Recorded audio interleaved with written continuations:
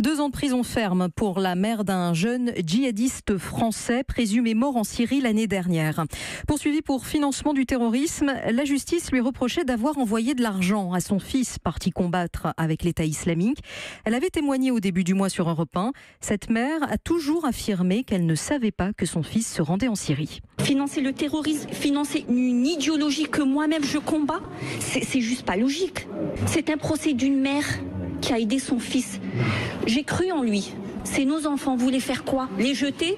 Il existe un remède, un médicament, on le prend, on oublie nos enfants, on les déteste parce qu'ils font des conneries. Il existe. Donnez-le-moi, je le veux, je le prends. Il n'existe pas. On aime nos enfants.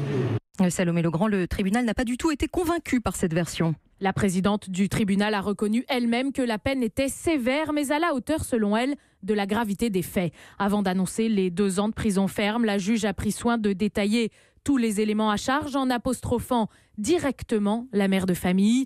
Vous avez constamment menti. Vous étiez le recours de votre fils quand il essayait de gagner la Syrie.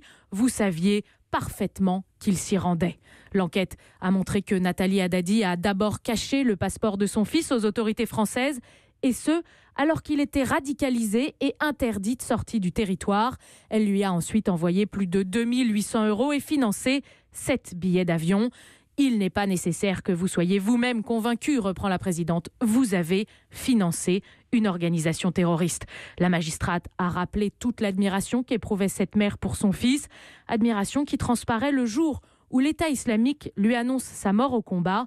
Elle appelle son fils cadet, resté en France, et lui lance « Dieu ne m'a pas pris le bon, tu n'as pas le courage de ton frère ». Salomé Legrand du service police-justice d'Europe 1 et la mère du djihadiste français va faire appel de sa condamnation.